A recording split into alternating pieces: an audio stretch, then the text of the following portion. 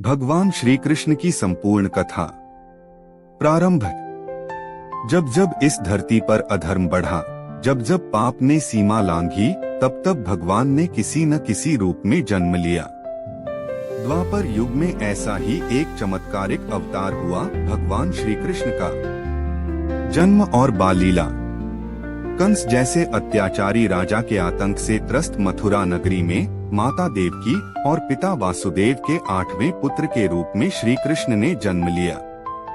जन्म लेते ही वासुदेव ने उन्हें यमुना पार गोकुल पहुंचाया, जहां माता यशोदा और नंद बाबा ने उनका लालन पालन किया।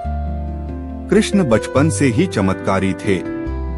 पूतना का वध, कालिया नाग का दमन, गोवर्धन पर्वत को अपनी छोटी अंगुली पर उठाना और गोपियों संग रासलीला, हर एक लीला ने उन्हें ईश्वर का अवतार सिद्ध कर दिया। राधा और कृष्ण का प्रेम। राधा श्री कृष्ण की आत्मा की तरह थी। उनका प्रेम संसारिक नहीं अपितु आध्यात्मिक था। उनकी रासलीला, उनकी बांसुरी और उनकी आंखों की भाषा सब कुछ राधा के लिए था। हालांकि दोनों का विवाह नहीं हुआ, परंतु राधा कृष्ण युगों युगों तक प्रेम का सर्वोच्च उदाहरण बने रहे। मथुरा वापसी और कंस वध। कृष्ण ने जब यथासमय मथुरा लौटकर कंस का वध किया, तब अधर्म का एक बड़ा अंत हुआ। इसके बाद उन्होंने द्वारका में एक नया राज्य स्थापित किया। महाभारत और गीता उपदेश। कृष्ण केवल प्रेम के देवता नहीं, बल्कि धर्म और नीति के संरक्षक भी थे। उन्होंने अर्जुन को गीता का ज्ञान दिया, जब कुरुक्षेत्र युद्ध में अर्जुन धर्म संकट में थे। उनका उपदेश, कर्म किए जा, फल की चिंता मत कर, आज भी हर युग हर मानव के लिए प्रेरणा है। श्री कृष्ण की मृत्यु मोक्ष लीला।